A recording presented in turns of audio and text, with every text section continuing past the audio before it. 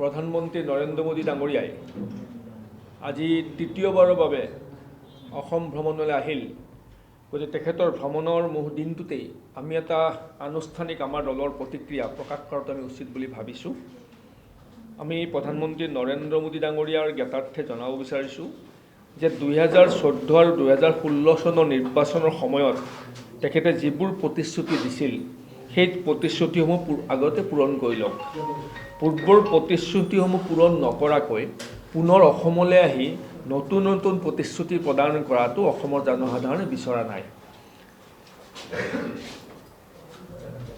আমি কিছু কথা খুব মুকলিকৈ পূৰ্বতে উপস্থাপন কৰিছিলোঁ।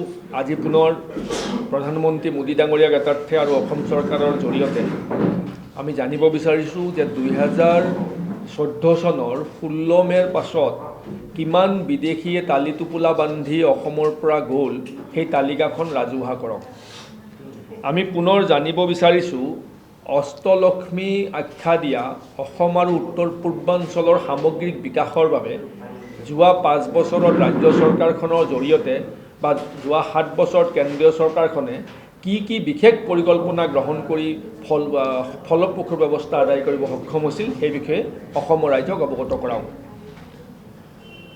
অসম চুক্তিৰ 5 নম্বৰ আৰু 6 নম্বৰ দফা কাৰ্যকৰী কৰিবলৈও কোনো দায়িত্ববোধ তেখেতসকলে নেদেখালে। 6 নম্বৰ দফাৰ ওপৰত কেন্দ্ৰীয় গৃহ মন্ত্ৰণালয়ে গঠন কৰি দিয়া বিশেষজ্ঞ কমিটিৰ প্ৰতিবেদনখন আজিলৈকে কেন্দ্ৰীয় চৰকাৰে গ্ৰহণ কৰাৰ সদিচ্ছা নেদেখুৱালে।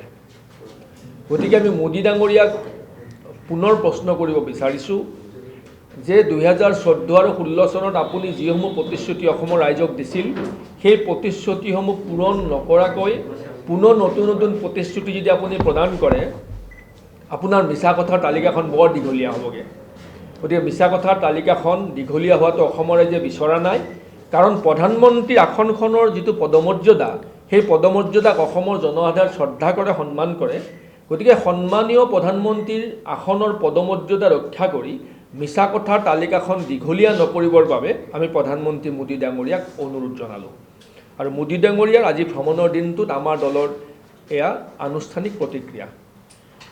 লগতে কৈ থওঁ যে অসমৰ দুৰ্যোগৰ সময়ত অসমলৈ আহিবলৈ সময় নোপোৱা প্ৰধানমন্ত্ৰীগৰাকীয়ে যোৱা এমাহ কাৰ্যকালৰ দিনৰ ভিতৰত 3বাৰ অসম ভ্ৰমণ কৰিলে। কেন্দ্ৰীয় গৃহমন্ত্ৰীয়ে 3বাৰ অসম ভ্ৰমণ কৰিলে। অহা মাৰ্চ মাহৰ 1-2 তাৰিখে পুনৰ অহাৰ সম্ভাৱনা আছে 4বাৰ।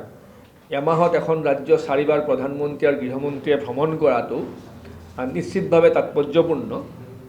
আৰু তাত আমি এই কথাটো উমান পাইছোঁ যে অসমত বিজেপি দলৰ স্থিতি ইমানেই থৰক বৰো হৈ পৰিছে যে তেখেতে প্ৰধানমন্ত্ৰী আৰু গৃহমন্ত্ৰীক আশ্ৰয় হিচাপে লৈ অসমত নিৰ্বাচনী বৈতৰণি পাৰ হোৱাৰ বাবে প্ৰচেষ্টা চলাইছে। আমি আজি সংবাদ মাধ্যমৰ মূল বিষয় হ'ল অসমৰ অৰ্থনৈতিক অৱস্থাৰ ওপৰত আমি কিছু কথা জনাব বিচাৰিছোঁ। আমি 2016 চনৰ পৰা 2021 চনলৈ অসমৰ যি অৰ্থনৈতিক অৱস্থা এই অৰ্থনৈতিক অৱস্থাৰ ওপৰত এখন শ্বেতপত্ৰ প্ৰকাশৰ বাবে ৰাজ্য চৰকাৰক দাবী জনাইছোঁ। আমি দাবী জনাইছোঁ যে অহা এমাহৰ ভিতৰত এখন শ্বেতপত্ৰ প্ৰকাশ কৰক আৰু 2016 চনৰ পৰা 2021 চনলৈকে এই সময়ছোৱাত অসমৰ আৰ্থিক স্থিতি কি পৰ্যায়ত আছে, কিমান টকা ঋণ লোৱা হ'ল, কিমান টকা সুদ দিয়া হ'ল, এই সকলোবোৰ কথাৰ এক বিস্তৃত প্ৰতিবেদন শ্বেতপত্ৰখনৰ জৰিয়তে অসমৰ ৰাজ্যক জনাব লাগে। এয়া আমাৰ দাবী। আপোনালোক সকলোৱে জানে মই মোৰ ষ্টেটমেণ্টটো আমাৰ এটা লিখিত ষ্টেটমেণ্ট দিছোঁ, আপোনালোকে পাব। থুলতে মূল কথাখিনি মই কওঁ যে যোৱা 5 বছৰত অসমৰ অৰ্থনৈতিক অৱস্থাৰ ভয়াৱহ দুৰ্যোগ আৰম্ভ হৈছে। অসমৰ ৰাইজক জানে, আপোনালোকে নিশ্চয় জ্ঞাত যে 2016 চনৰ পৰা 2021 চনৰ এই সময়ছোৱাৰ ভিতৰত এতিয়ালৈকে প্ৰায় 46,000 কোটি টকা এইখন চৰকাৰে ঋণ ল'লে আৰু এই ঋণৰ পৰিমাণ বাঢ়ি বাঢ়ি গৈ আছে। 1952 চনৰ পৰা 1916 চনলৈকে এই সুদীৰ্ঘ কালত অসম চৰকাৰ, অসমৰ বিভিন্ন চৰকাৰসমূহে ঋণ লৈছিল প্ৰায় 35,000 কোটি টকা আৰু সোণোৱাল চৰকাৰে মাত্ৰ 5 বছৰত ঋণ ল'লে প্ৰায় 46,000 কোটি টকা। আৰু এই 46,000 কোটি টকা ঋণৰ মুঠতে প্ৰায় ৮১,০০০ কোটি টকা অসম চৰকাৰৰ বৰ্তমান ঋণ আছে। আৰু এই ৮১,০০০ কোটি টকাৰ বিপৰীতে ২০২১ যিখন চৰকাৰ গঠন হ'ব সেইখন চৰকাৰে ৫ বছৰত কেৱল সুদ আদায় দিব লাগিব প্ৰায় ৪১,২৮১ কোটি টকা সুদ আদায় দিব লাগিব। ২০২১-২২ত ৬,৫০০ কোটি টকা সুদ দিব লাগিব, কেৱল সুদ। ২০২২-২৩ত ৯,২৯৯ টকা সুদ, ৭,২৭৭ টকা সুদ দিব লাগিব। ২৩-২৪ত ৮,১৫১ কোটি টকা সুদ দিব লাগিব। ২৪-২৫ত ৯,১২৯ কোটি টকা সুদ দিব লাগিব। ২৫-২৬ত ১০,২২৪ কোটি টকা সুদ দিব লাগিব। মুঠতে ৪১,২৮১ কোটি টকা সুদ দিব। সাধাৰণতে যেতিয়া ঋণ লোৱা হয়, ঋণৰ পৰা উৎপাদন হোৱা উচিত। এই যে ৪৬,০০০ কোটি টকা অসম চৰকাৰ ঋণ ল'লে বিজেপি চৰকাৰে, এই টকাটো মূলধন হিচাপে ব্যৱহাৰ কৰি ইয়াৰ পৰা অধিক অৰ্থ বা উৎস বৃদ্ধি কৰাৰ বাবে প্ৰচেষ্টা ল'ব লাগে। কিন্তু এই ৪৬,০০০ কোটি টকা অসমৰ স্থায়ী বিকাশ বা মূলধন গঠনৰ বাবদ ব্যয় কৰা হোৱা নাছিল। এই ৪৬,০০০ কোটি টকা কিয় লৈছিল, এই টকা ক'ত ব্যয় হ'ল, এই কথাটো জনাৰ অধিকাৰ অসমৰ ৰাইজৰ আছে। কাৰণ এই সুদৰ বোজা অসমৰ জনসাধাৰণে গ্ৰহণ কৰিব লাগিব। প্ৰতিগৰাকী অসমৰ ব্যক্তিৰ মূৰৰ ওপৰত জনমূৰি সুদৰ পৰিমাণ বাঢ়ি বাঢ়ি গৈ আছে। যিহেতু সুদৰ এই ঋণ পৰিশোধ কৰাৰ দায়িত্ব অসমৰ জনসাধাৰণৰ, সেয়েহে অসমৰ জনসাধাৰণৰ অধিকাৰ আছে যে তেখেতসকলে এই ৪৬,০০০ কোটি টকা ঋণ লৈ এই টকা ক'ত ব্যয় কৰি এই টকাটো ব্যয় কৰাৰ ফলত অসমখনৰ কি লাভ হ'ল, এই কথাটো অসমৰে জনা উচিত।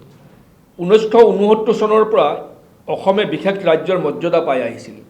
২০১৫ চনৰ পৰা বিজেপি চৰকাৰে অসমৰ বিশেষ ৰাজ্যৰ মৰ্যাদা প্ৰত্যাহাৰ কৰিলে। আৰু এই বিশেষ ৰাজ্যৰ মৰ্যাদা প্ৰত্যাহাৰ কৰাৰ ফলত অসমে বছৰি ৭,০০০ পৰা ৯,০০০ কোটি টকাৰ পৰা বঞ্চিত হৈছে। আৰু ইয়াৰ ফলত অসমৰ উন্নয়ন স্থবিৰ হৈ পৰিছে। আৰু মোদী চৰকাৰে অসমে পাব লগা ধনৰ পৰিমাণ ৩৫০০ কোটি টকা কৰ্তন কৰিছে। কিন্তু মুখ্যমন্ত্ৰী সোণোৱাল ডাঙৰীয়াই কেন্দ্ৰীয় চৰকাৰে কৰা এই প্ৰতাৰণাসমূহ জনসাধাৰণৰ পৰা লুকুৱাই থৈছে। আমি বিচাৰিছোঁ যে অসমৰ যিসমূহ ধন অসমৰ ৰাইজক পণবন্দী কৰি সোণোৱাল চৰকাৰে বিভিন্ন বিত্তীয় প্ৰতিষ্ঠানৰ পৰা ঋণ হিচাপে গ্ৰহণ কৰিছে, এই ঋণসমূহৰ এই টকাসমূহৰ সঠিক ব্যৱহাৰ হোৱাটো আমি বিচাৰোঁ। কিন্তু আমি নিশ্চিত যে এই ঋণ লোৱা টকাৰ সঠিক ব্যৱহাৰ হোৱা নাই। এফালেদি তেখেতসকলে কৈ আছে যে অসমৰ আৰ্থিক অৱস্থা টনকিয়াল, অসম ভাৰতবৰ্ষৰ ৫খন শ্ৰেষ্ঠ ৰাজ্যৰ ভিতৰত এখন ৰাজ্য তেখেতসকলে পৰিণত কৰিব। অন্যফালেদি ঋণগ্ৰস্ত অসমক এনে এটা অৱস্থালৈ ঠেলি দিছে যে অসমৰ আৰ্থিক অৱস্থা ইমানেই ভয়াৱহ, এই সঠিক প্ৰতিচ্ছবিখন অসমৰ ৰাইজে জনাটো উচিত।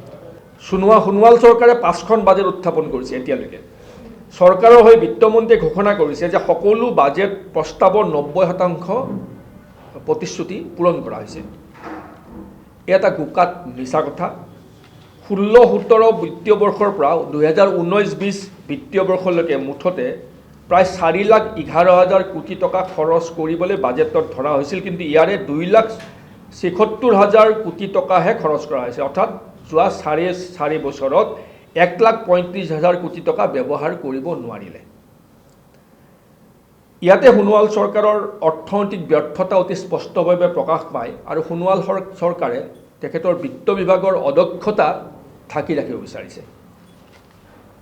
আচলতে যিকোনো ঋণ মূলধন গঠন আৰু সমাজৰ বা ৰাজ্যখনৰ সামগ্ৰিক বিকাশৰ বাবে আমি ব্যৱহাৰ কৰা উচিত, যাৰ ফলত সেই ঋণ পৰিশোধ কৰাত যাতে কোনো ধৰণৰ কষ্ট বা অসুবিধা নহয়।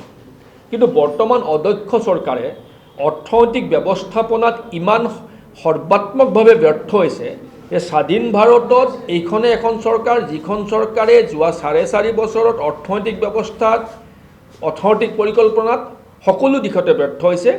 তেখেতসকলে ঋণ লৈ সমস্যা সমাধান কৰিম বুলি ভবাৰ যিটো মানসিকতা, এই মানসিকতা অসমখনক অদূৰ ভৱিষ্যতলৈ এক ভয়াৱহ ভৱিষ্যতলৈ ঠেলি দিব।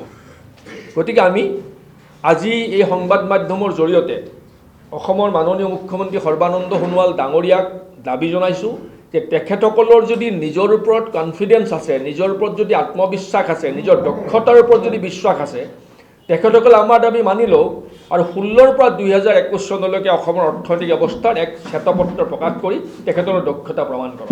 অন্যথাই আমি এইটো নিশ্চিতভাৱে অভিহিত কৰিব বিচাৰিম যে এইখন চৰকাৰ অসমৰ সৰ্বকালৰ অদক্ষ চৰকাৰ, অযোগ্য চৰকাৰ। এইখন চৰকাৰে অসমৰ জনসাধাৰণৰ ভৱিষ্যত দিনৰ বাবে স্থায়ী সৰ্বনাশ মাতি আনিবৰ বাবে সকলো ষড়যন্ত্ৰ সম্পূৰ্ণ। GSTৰ যিটো ক্ষতিপূৰণ ৰাজ্য চৰকাৰে পাব লাগে, সেই GSTৰ ক্ষতিপূৰণ নিদিয়াৰ ফলত যোৱা 20-25 দিনৰ ভিতৰত, এই যোৱা মাহটোৰ ভিতৰত অসম চৰকাৰে অতিৰিক্তভাৱে প্ৰায় 1900 কোটি টকা পুনৰ ঋণ লৈছে। ইফালে অষ্টলক্ষ্মী বুলি কৈছে নৰেন্দ্ৰ মোদী ডাঙৰীয়াই, অন্যফালেদি অসমখনক অৰ্থনৈতিকভাৱে জুৰুলা কৰাৰ সকলো ষড়যন্ত্ৰ সম্পূৰ্ণ কৰিছে। ইফালে ৰাজহুৱা সম্পদবোৰ এপদ এপদকৈ বিক্ৰী কৰি আছে, ৰাজহুৱা সম্পদ বিক্ৰী কৰিছে, ঋণ লৈছে। কোনফালৰ পৰা অসমখন বিকাশ হৈছে? অসমখন বিকাশৰ নমুনাটো ক'ত? নমুনাটো ৰাইজে দেখিব লাগিব। এক সৰ্বনাশী সৰ্বগ্ৰাসী চৰকাৰ এইখন চৰকাৰ, যিখন চৰকাৰে অসমৰ সামগ্ৰিক বিকাশৰ পথ বন্ধ কৰি দিলে আৰু অসমৰ সৰ্বকালৰ বাবে সৰ্বনাশ মাতি অনাৰ, অসমখনক সৰ্বকালৰ বাবে অৰ্থনৈতিকভাৱে বিধ্বস্ত কৰাৰ সকলো ষড়যন্ত্ৰ সম্পূৰ্ণ কৰি পেলালে। এই কথাখিনি আমি ৰাজ্য চৰকাৰৰ পৰা স্পষ্ট ভাষাত আমি স্পষ্টীকৰণ বিচাৰিছোঁ আৰু শ্বেতপত্ৰৰ জৰিয়তে এই কথাখিনি স্পষ্ট কৰিবলৈ আমি আশা ৰাখিছোঁ।